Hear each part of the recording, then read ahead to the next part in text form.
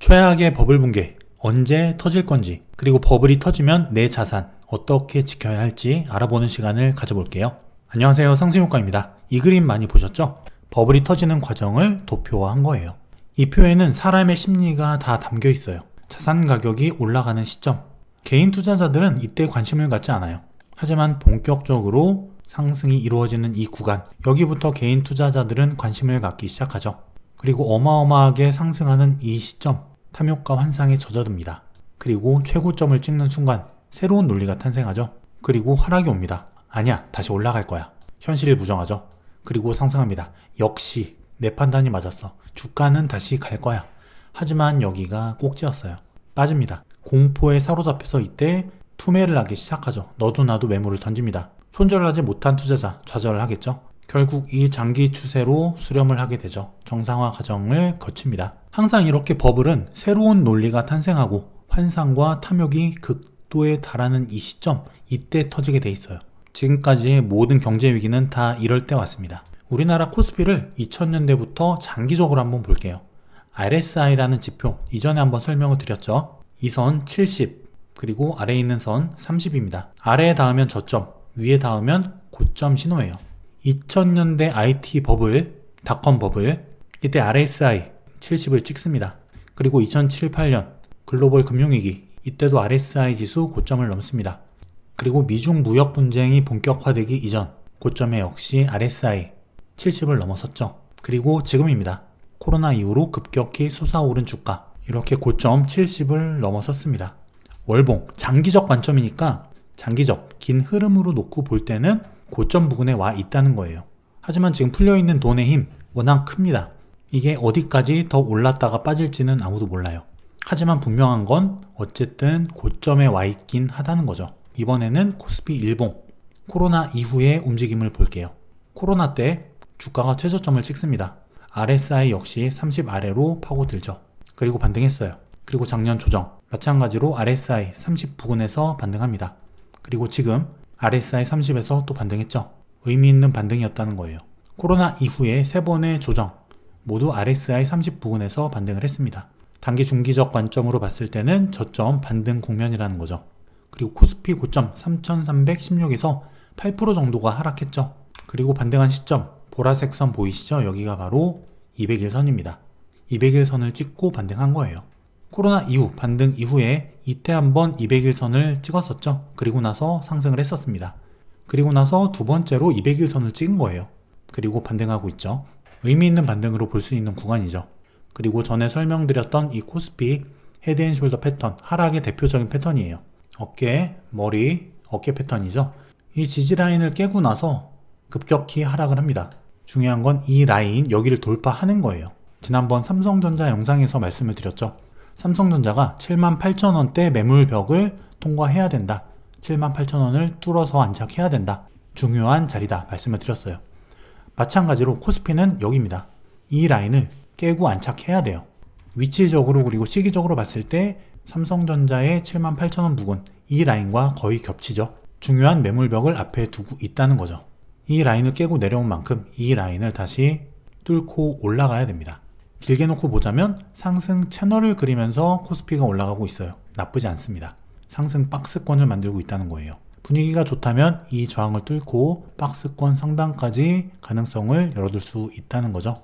그리고 전에도 한번 설명드렸을 거예요. 상승은 보통 5번의 파동을 그리면서 일어납니다. 상승 1파동, 하락 2파동, 상승 3파동, 하락 4파동, 그리고 나서 상승 5파동이 남았죠. 중요한 게 두 가지가 있습니다. 첫 번째는 지금부터 상승 파동이 시작되느냐, 두 번째는 상승 파동이 지금부터 시작된다면 어디까지 갈 것이냐, 이 두 가지겠죠. 하지만 상승이 여기서 시작이 된다고 하더라도 바로 뚫고 올라가느냐, 그 얘기가 아니에요.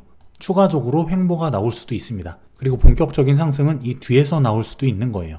이렇게 상승 파동이 한 번 더 남았다면 너무 시장을 부정적으로 보기보다는 적절히 리스크 관리는 하되 상승에 대한 가능성은 열어놓고 시장을 바라보자는 겁니다. 하지만 중요한 게 있죠. 상승 파동 이후에 조정까지 생각하는 거예요. 우리는 투자를 할 때 항상 조급합니다. 그리고 눈앞에 펼쳐진 이 현상만 보는 그런 측면이 있어요. 하지만 지금 나무를 보는 게 아니라 큰 그림, 숲을 볼 줄 알아야 된다는 거죠. 상승 후의 조정, 이거를 꼭 기억하고 미리 대비하는 그런 자세가 필요하다는 거예요. 단기적인 상황. 어쨌든 지금 델타 변이 관련해서 고용시장이 충격을 받았습니다. 정말 고용이 안정되고 본격적인 테이퍼링, 금리 인상이 일어나려면은 실업률이 4%대까지 내려와야 돼요. 하지만 지금 델타 변이 때문에 고용시장이 악화되고 있죠. 테이퍼링이 지연될 가능성도 있습니다. 어쨌든 시장으로서는 나쁘지 않은 상황이에요. 주식, 부동산 같은 위험자산으로 심리가 올라간 거죠. 하지만 어쨌든 테이퍼링은 진행될 거예요.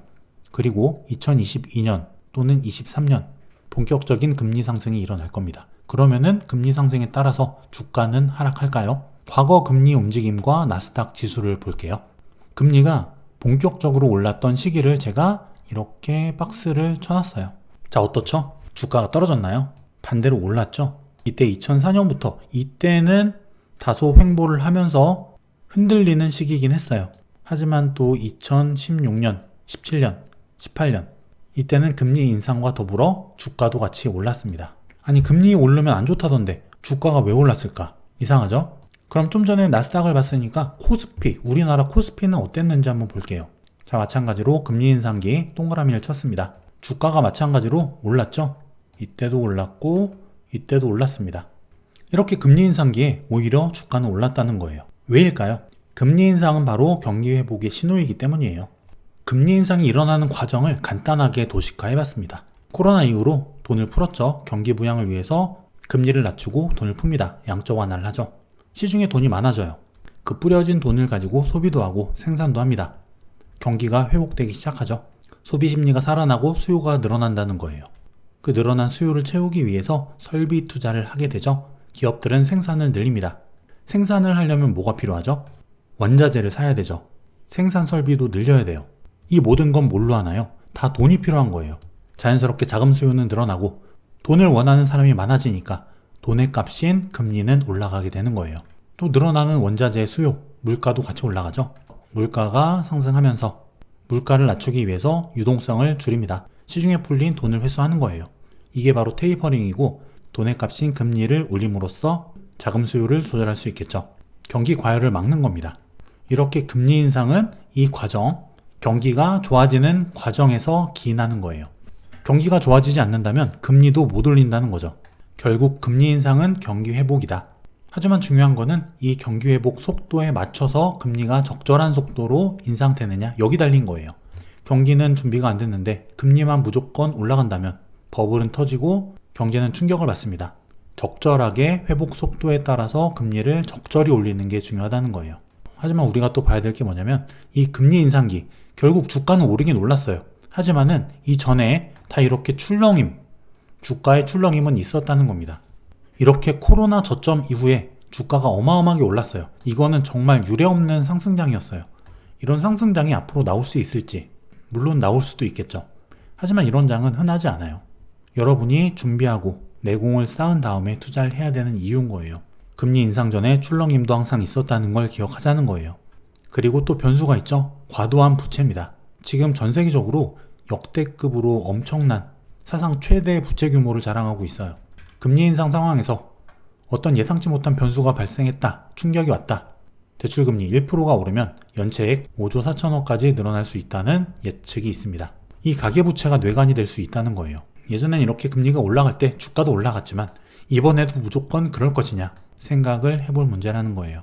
그리고 버핏지수, 닷컴버블, 글로벌 금융위기, 그때보다 훨씬 높은 200이 넘었습니다. 어쨌든 지금 과열 양상이라는 거예요. 미국 가계 자산 중에 주식 비율도 닷컴버블 그때만큼 올라와 있어요. 상승 파동이 온다면 돈의 힘으로 마지막 피날레를 치고 조정이 깊어질 가능성도 있다는 겁니다. 조정이 온다면 이 조정의 핵심 바로 달러입니다. 자, 원달러 환율 차트인데, 자, 과거 글로벌 금융위기 이후에 고점 1200원대를 많이 넘지 않았어요. 하지만 이렇게 중간중간 넘었을 시점, 주가가 많이 하락했던 시점이에요. 이때는 공통적으로 1200원을 넘어갔다는 특징이 있습니다. 공통점이죠. 그렇기 때문에 앞으로도 1200원 환율을 넘어가는 시점 조심해야겠죠. 이번에도 1180원을 살짝 넘었다가 바로 안정을 찾았습니다. 중요한 지지 라인이라는 거예요. 그래서 우리는 달러로 이 위기를 대비해야 됩니다. 우리가 만약에 달러를 보유한다면 어떤 일이 일어날까요? 주가 하락, 버블 붕괴, 폭락이 옵니다.